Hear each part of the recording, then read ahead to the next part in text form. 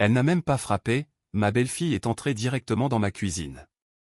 Comme si elle était chez elle, ses talons claquant violemment contre le carrelage, et elle a jeté son sac à main sur ma table avec un bruit sourd qui a fait trembler les tasses à café. Bernard, a-t-elle dit, sans même prendre la peine de dire bonjour, pourquoi le compte d'investissement est-il bloqué, Thomas ne peut accéder à rien, nous avons la signature chez le notaire vendredi prochain et nous avons besoin de ces fonds. J'ai levé les yeux de mon journal. J'ai pris une petite gorgée de mon café et j'ai souri en disant « Bonjour à toi ». Aussi, Camille. Elle a croisé les bras, me disant que ce n'était pas drôle et me demandant si j'avais la moindre idée de ce qui était en jeu. Je lui ai répondu que oui, j'en avais une très bonne idée. Elle m'a fixé comme si elle attendait que je panique, que je m'excuse, que je me jette sur mon téléphone pour tout arranger immédiatement comme je l'avais toujours fait auparavant, mais j'ai simplement tourné la page de mon journal tranquillement et j'ai laissé le silence s'installer entre nous. Ce qu'elle ne savait pas, c'est que j'attendais ce moment depuis 3 semaines. Laissez-moi vous ramener là où tout a vraiment commencé. Mon fils, Thomas, a 41 ans, il travaille dans l'immobilier d'entreprise, un bon métier, il a un bon instinct pour le marché, et il a épousé Camille il y a 6 ans. Je ne dirais pas que j'ai eu un mauvais pressentiment à son sujet dès le début, car ce ne serait pas tout à fait honnête. Elle était charmante, elle savait y faire en société, elle riait au bon moment, disait les bonnes choses aux bonnes personnes, et regardait mon fils comme s'il était l'homme le plus important du monde, et pendant un temps, j'ai cru qu'elle était sincère.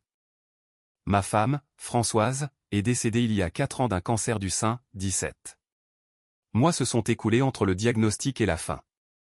Après son départ, je me suis retrouvé seul dans cette maison de 4 chambres, à tourner en rond, essayant de comprendre à quoi devaient ressembler mes 63 ans sans la personne avec qui j'avais tout construit. Thomas est venu plus souvent après ça, et Camille venait avec lui. Elle a commencé à m'appeler papa, ce que Françoise aurait adoré, et je me suis laissé réconforter par cela. Il y a environ 2 ans, Thomas est venu me voir avec une idée, il avait trouvé un petit ensemble commercial à rénover en périphérie d'Aix-en-Provence, situé sur un excellent terrain avec de bonnes prévisions de fréquentation piétonne. Il était confiant dans cette affaire mais il avait besoin de capital, ses propres économies étant bloquées dans leur prêt immobilier, et le prêt bancaire qu'il avait obtenu ne couvrait que 70% du prix d'achat. Il m'a demandé si je voulais co-investir. Je veux être honnête ici, je n'ai subi aucune pression, Thomas m'a tout présenté avec soin, les chiffres, le calendrier, les rendements prévus, et ça semblait solide. J'ai passé 32 ans de ma vie comme expert comptable, je sais lire des prévisions financières. J'ai accepté de mettre 240 000 €, ce qui représentait une part significative mais pas écrasante de mon épargne retraite. Nous avons ouvert un compte d'investissement joint dans une banque d'affaires, Thomas et moi étions tous 2 titulaires du compte. Il était convenu que tout retrait au-delà d'un certain seuil nécessiterait nos 2 signatures. Ça, c'était l'accord de base. Ce que je ne savais pas, depuis bien plus longtemps que je ne suis prêt à l'admettre, c'est que Camille avait passé la majeure partie de l'année à chercher comment sortir de l'argent de ce compte sans ma signature. Le premier signe est venu d'une personne à qui je n'avais pas parlé depuis presque 2 ans. Il s'appelle Gérard Dubois, nous avons travaillé ensemble pendant plus d'une décennie dans le même cabinet comptable avant qu'il ne prenne sa retraite. C'est un homme bien, perspicace, le genre de personne qui remarque des choses à côté desquelles les autres passent sans rien voir. Il m'a appelé un mardi matin. Au début du mois d'octobre et, après les banalités d'usage, il a dit quelque chose qui m'a glacé le sang. Bernard, m'a-t-il dit, j'ai croisé ta belle-fille à l'agence BNP Paribas sur l'avenue Victor Hugo le mois dernier, elle était au guichet de la banque privée, je n'y ai pas prêté attention sur le moment, mais je l'ai revue 2 semaines plus tard au même endroit, au même guichet. À une heure différente. Je suis sûrement un peu curieux, mais il y a quelque chose là-dedans qui m'a interpellé. J'ai remercié Gérard et je lui ai dit que ce n'était probablement rien, mais je n'y ai pas cru une seule seconde. J'ai passé la soirée entière à éplucher chaque document en ma possession lié au compte d'investissement. En apparence, tout semblait correct, les relevés arrivaient à mon adresse, les soldes étaient là où je les attendais, mais j'avais été comptable assez longtemps pour savoir que si quelqu'un ayant accès à un compte veut déplacer de l'argent discrètement, le dernier endroit où vous le verrez sera sur le relevé de synthèse. Le lendemain matin, j'ai appelé directement la banque d'investissement, pas via l'application, ni sur le site web, j'ai appelé la ligne principale et j'ai demandé à parler au service de sécurité des comptes. J'ai expliqué que j'étais cotitulaire du compte et que je voulais un historique complet des transactions, y compris toute modification des autorisations de compte, des coordonnées ou des utilisateurs autorisés sur les 18 derniers mois. Ce qu'ils m'ont envoyé a mis 2 jours à arriver, et quand je me suis assis avec ces 43 pages, j'ai compris pourquoi. Il y a 14 mois, quelqu'un avait appelé la banque et mis à jour l'email de contact secondaire sur mon compte, le changement avait été enregistré comme une simple mise à jour de routine, et la nouvelle adresse email m'était totalement inconnue. Il y a 9 mois, une procuration avait été soumise, pas une vraie, comme je l'ai appris plus tard, mais une procuration falsifiée de manière très convaincante accordant à Camille un accès élargi aux fonctions de gestion du compte. Il y a 6 mois, un nouveau sous-compte avait été ouvert sous le compte d'investissement principal, et de l'argent y avait été transféré progressivement, par montant allant de 8 000 à 12 000 euros, au fil de plusieurs mois. Jamais assez pour déclencher les seuils de signalement automatique. Le total déplacé s'élevait à 91 000 euros. Je suis resté assis à la table de ma cuisine un long moment après avoir fini de lire. Je n'ai pas appelé Thomas ce soir-là. Je savais que si je l'appelais à ce moment-là sans avoir bien réfléchi, l'une de ces deux choses se produirait. Soit il le savait déjà, ce qui signifierait que je faisais face à une trahison de mon propre fils que je n'étais pas encore prêt à affronter, soit il ne le savait pas, et dans ce cas, le confronter trop tôt ferait disparaître Camille dans la nature avant que je n'aie ce qu'il fallait pour m'assurer qu'elle ne puisse pas s'en sortir par des mensonges. J'avais passé 32 ans dans la comptabilité, je savais comment fonctionnaient les traces écrites, je savais comment les gens les dissimulaient, et je savais exactement comment m'assurer que celle-ci reste bien visible. J'ai appelé mon avocate, une femme nommée Sophie Laurent, qui avait géré la succession de Françoise et connaissait notre famille depuis 20 ans. Je lui ai tout raconté. Elle a écouté sans m'interrompre. Ce qui est l'une des choses que j'ai toujours appréciées chez Sophie. Quand j'ai eu fini, elle m'a dit de ne toucher à rien sur ce compte, de ne rien déplacer, de ne rien fermer, de ne pas rappeler la banque sans la prévenir d'abord, et elle a ajouté, Bernard, ne dis encore rien à Thomas. J'ai suivi ses instructions. Au cours des 2 semaines suivantes, Sophie a travaillé avec un enquêteur financier spécialisé nommé Lefebvre, je n'ai jamais su son prénom, il se présentait toujours uniquement sous le nom de Lefebvre, dont la spécialité était exactement ce genre de fraude interne au compte. Il était méthodique et silencieux, et il m'a fait sentir, pour la première fois depuis que j'avais lu ses historiques de transactions, que je n'étais pas fou. Lefebvre a confirmé ce que j'avais trouvé et a découvert d'autres choses qui m'avaient échappé. La fausse procuration avait été certifiée à l'aide d'un tampon de notaire qui avait été déclaré volé dans un bureau de poste 18 mois plus tôt. L'adresse email utilisée pour recevoir les alertes du compte avait été créée la semaine même où Camille et Thomas étaient venus me voir après le premier anniversaire du décès de Françoise. Je me souvenais de cette visite. Camille m'avait aidé à configurer un nouvel ordinateur portable, elle s'était montrée très serviable à ce sujet. Je me rappelais l'avoir regardé taper au clavier, je me souvenais avoir pensé à quel point c'était gentil de sa part. J'ai pris une grande inspiration et j'ai continué. Sophie a contacté simultanément la division des fraudes de la banque et la brigade financière de la police judiciaire. On nous a dit de ne pas bouger et de laisser l'enquête se construire, ils avaient besoin des dossiers d'eux. L'agence bancaire où Gérard avait vu Camille se rendre. Il devait tracer où. Les 91 000 € étaient partis après avoir quitté le sous-compte. L'argent avait atterri sur un compte personnel au seul nom de Camille, un compte dont Thomas ignorait totalement l'existence. C'est à ce moment-là que j'ai su que Thomas n'était pas impliqué. Je veux vous dire ce que j'ai ressenti à cet instant parce que je pense que c'est important. Ce n'était pas exactement du soulagement, c'était plus complexe que ça.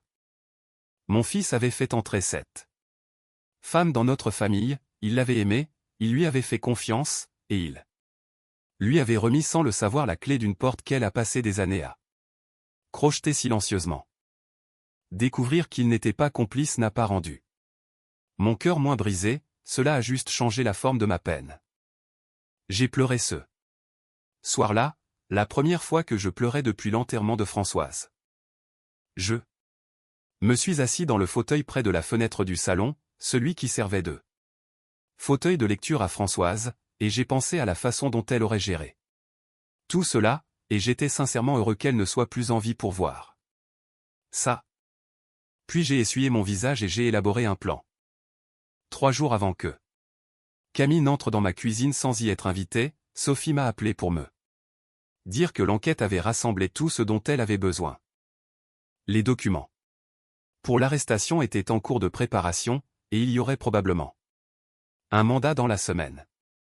Elle m'a conseillé de geler ma part du compte d'investissement pour empêcher tout nouveau mouvement de fonds, chose que je pouvais faire unilatéralement en tant que cotitulaire, et m'a prévenu que cela pourrait inciter Camille à me contacter.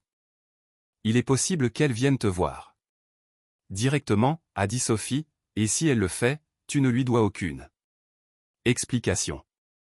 Je sais, ai-je répondu. Et Bernard, m'a-t-elle dit, je t'encourage à le dire à Thomas avant qu'elle ne le fasse. Ce fut l'appel téléphonique le plus difficile que j'ai jamais passé, et j'ai dû passer des appels très difficiles dans ma vie. J'ai appelé mon fils un dimanche soir, je lui ai demandé s'il pouvait passer à la maison, juste lui, et il a tout de suite compris à ma voix que quelque chose n'allait pas. Il était à ma porte 40 minutes plus tard. Je me suis assis en face de mon fils, à cette même table de cuisine où j'avais lu les relevés de transactions, et je lui ai tout exposé de la même manière que je présentais les bilans financiers à mes clients pendant 3 décennies. Clairement, factuellement, avec des preuves à l'appui. Thomas n'a rien dit. Pendant un long moment quand j'ai eu terminé, il regardait simplement les papiers étalés devant lui. Depuis combien de temps le sais-tu, a-t-il fini par demander. 3 semaines. Il a hoché la tête lentement, et je pouvais le voir faire la même chose que moi, remonter le temps, réorganiser ce qu'il croyait se rappeler, insérer ces nouvelles informations dans les vieux espaces de sa mémoire. L'ordinateur portable, a-t-il dit soudainement. Oui, ai-je répondu. Elle a configuré ton ordinateur quand vous êtes venu, elle est restée seule. Avec pendant 20 minutes. Oui, a-t-il soufflé en enfouissant son visage dans ses mains. Il est resté comme ça pendant un moment et je l'ai laissé faire. Je n'ai pas essayé de combler le silence ou de rendre la situation plus facile, car certaines choses ont besoin d'être ressenties dans tout leur poids avant que l'on puisse les porter. Quand il a levé les yeux, ils étaient rouges, mais sa voix était ferme. Qu'est-ce qu'on fait, m'a-t-il demandé. On laisse Sophie sans occuper, ai-je dit, tout est déjà en marche. La chose la plus importante en ce moment est que tu ne rentres pas chez toi pour l'affronter, pas encore. Est-ce que tu t'en sens capable? Il a dit qu'il le pouvait. Je ne suis pas sûr de l'avoir cru à 100%, mais il a tenu le coup. Il est rentré chez lui ce soir-là. Et a dormi à côté de sa femme en sachant ce qu'il savait, et je n'ai jamais été aussi fier de mon fils que pendant ces 3 jours, ce qui nous ramène à ma cuisine un mercredi matin. Le sac de Camille sur ma table, ses bras croisés, et sa voix dissimulant à peine les premières traces de quelque chose que j'ai reconnu comme de la peur. Bernard, il faut que tu me dises ce qui se passe avec ce compte. Je sais qu'il le faut, ai-je répondu. Ce n'est pas un jeu, nous avons des engagements à tenir, a-t-elle insisté. Tu as raison, ai-je dit, il y a des engagements financiers importants en jeu, je suis entièrement d'accord avec toi. Là-dessus. Elle a penché la tête et quelque chose a changé dans son expression. Le charme était toujours là, mais il devait faire plus d'efforts que d'habitude. Un peu comme le bruit d'un moteur de voiture qui manque d'huile. Alors pourquoi ne débloques-tu pas simplement le compte pour que nous puissions avancer? J'ai posé mon journal, j'ai croisé mes mains sur la table et j'ai dit, Camille. Pourquoi ne t'assieds-tu pas? Elle n'a pas bougé pendant un instant, puis elle s'est assise lentement sur la chaise en face de moi, la même chaise que Thomas avait occupée 3 soirs plus tôt. J'ai été expert comptable pendant 32 ans. Lui ai-je dit, et pendant tout ce temps, j'ai examiné des milliers de dossiers financiers. J'ai appris très tôt que les chiffres ne mentent pas, ce sont les gens qui mentent, les chiffres, eux, restent là et te disent simplement ce qui s'est passé. J'ai fait glisser un dossier sur la table vers elle. C'est ça qui s'est passé. Elle a regardé le dossier mais ne l'a pas ouvert. Je sais pour l'adresse email secondaire, ai-je continué, je sais pour la fausse procuration certifiée, je sais pour le sous-compte et les 89 000 € qui y ont été transférés entre mars et septembre.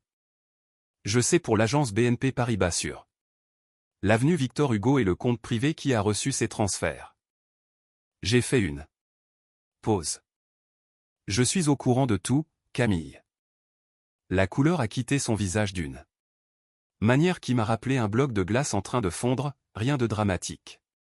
Juste lent et irréversible. Ce sont des accusations graves, a-t-elle dit, mais sa voix était différente maintenant, plus faible. Ce ne sont pas des accusations, ai-je répondu, ce sont des faits documentés qui sont actuellement entre les mains de la police judiciaire et de mon avocate, et l'enquête étant court depuis 3 semaines.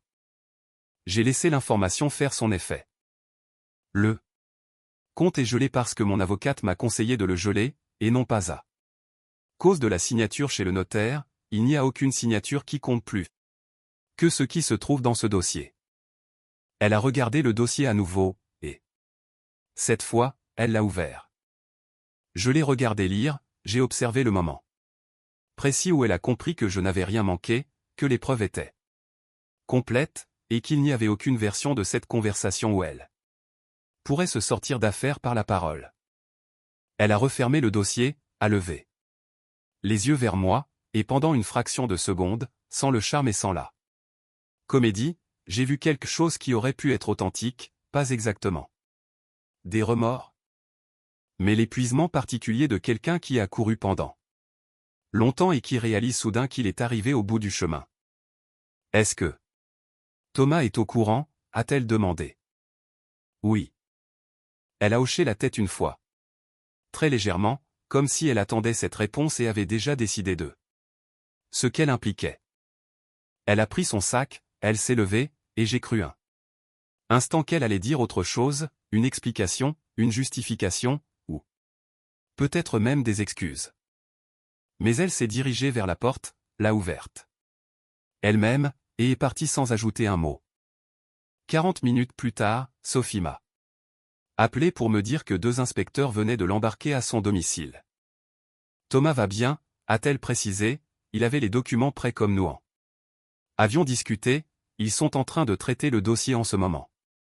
Je l'ai remercié et je me suis assis dans le fauteuil de Françoise. Camille a été inculpée pour escroquerie, abus de faiblesse sur personne vulnérable et faux en écriture. L'enquête financière a finalement permis de rassembler des preuves.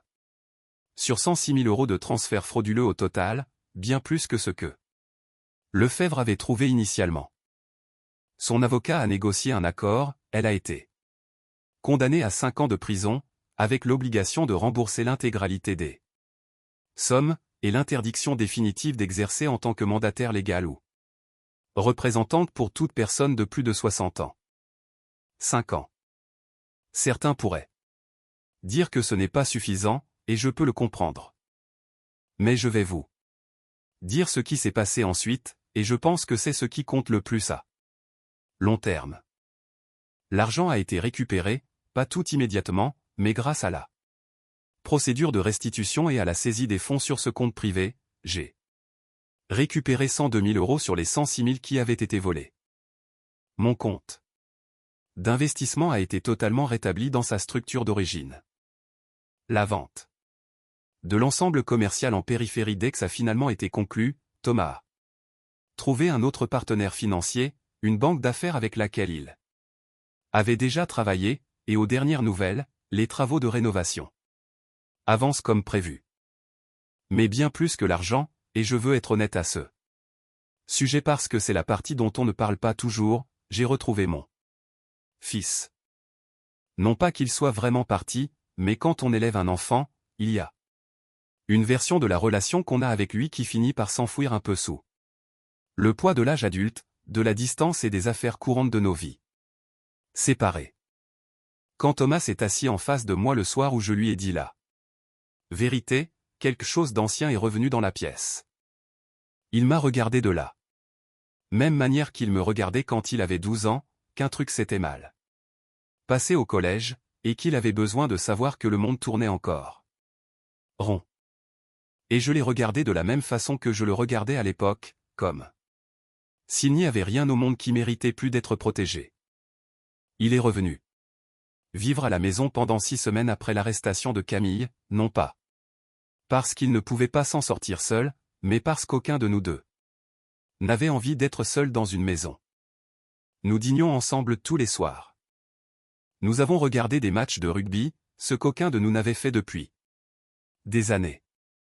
Certains soirs, nous restions simplement assis sur la terrasse arrière sans parler, à écouter ce genre de silence qui ne s'installe que lorsque deux personnes se connaissent assez bien pour ne pas ressentir le besoin de le combler.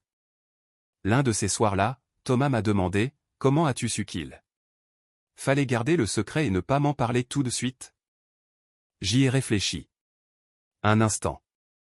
Je n'étais pas sûr que tu ne sois pas impliqué, lui ai-je dit, et même quand j'ai eu des raisons de penser que tu ne l'étais pas, je savais que si je venais te voir trop tôt, ta réaction l'aurait alerté avant que nous ayons tout documenté. Il est resté silencieux.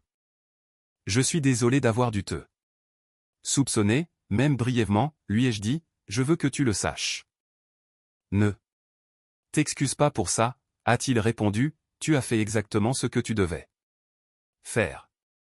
Il a regardé le jardin et a ajouté, maman aurait fait la même chose. C'était toujours elle qui avait 3 coups d'avance. Nous sommes restés là-dessus un moment. Il avait raison. Françoise aurait eu 3 coups d'avance. Elle l'avait toujours fait, elle avait ce don pour cerner les contours d'une situation bien avant que les autres n'aient pleinement réalisé ce qui se passait. J'avais toujours admiré cela chez elle, et j'avais passé 40 ans à apprendre à ses côtés. Et je suppose qu'une partie de cet apprentissage était restée en moi-même après sa disparition. J'y pense parfois. Quand je me demande comment j'ai réussi à garder mon calme à travers tout ça, les 3 semaines d'attente, la documentation minutieuse, la conversation avec mon fils, le matin où Camille s'est assise en face de moi à la table de la cuisine. Je me dis que Françoise était dans la pièce avec moi tout du long. S'il y a une chose que je veux que vous reteniez de ce que j'ai partagé avec vous aujourd'hui, c'est ceci. La confiance n'est pas une faiblesse. Accorder sa confiance aux gens qu'on aime n'est pas un défaut de caractère. Mais la confiance ne remplace pas non plus la vigilance. Vous pouvez aimer quelqu'un et rester attentif, vous pouvez être généreux et rester prudent, les deux ne sont pas incompatibles. Quand quelque chose vous semble anormale, quand un chiffre ne colle pas, qu'une visite est un peu trop opportune, ou que quelqu'un se montre un peu trop serviable avec vos mots de passe, vos comptes et vos papiers administratifs, faites confiance à ce pressentiment. Notez-le. Appelez quelqu'un en qui vous avez une confiance absolue, et avant de faire quoi que ce soit d'autre, documentez tout. Les gens qui veulent vous voler comptent sur le fait que vous vous sentirez trop gêné pour poser des questions. Ils comptent sur votre politesse, votre affection et votre instinct naturel à croire le meilleur des personnes qui s'asseyent à votre table. Ne leur donnez pas ce privilège. Gardez votre amour, absolument. Offrez-le librement, mais gardez les yeux ouverts en même temps, car parfois, la chose la plus puissante que vous puissiez faire pour les gens que vous aimez, c'est de vous assurer discrètement et soigneusement que la vérité n'a plus aucun endroit où se cacher. Et si vous avez déjà été dans une situation comme celle-ci, si vous avez déjà ressenti que quelque chose clochait avec une personne en qui vous aviez confiance, si vous avez déjà eu ce moment où un chiffre ne collait pas ou qu'une histoire ne tenait pas vraiment la route, je veux que vous le partagiez dans les commentaires. Non pas parce que vous devez votre histoire à qui que ce soit, mais parce que quelqu'un d'autre est en train de lire ceci en ce moment, quelqu'un qui est encore en plein dedans, qui ne sait toujours pas s'il est trop méfiant ou pas assez. Et vos mots pourraient être exactement ce dont il a besoin d'entendre. Vous n'êtes pas seul. C'est la chose que je veux le plus que vous sachiez.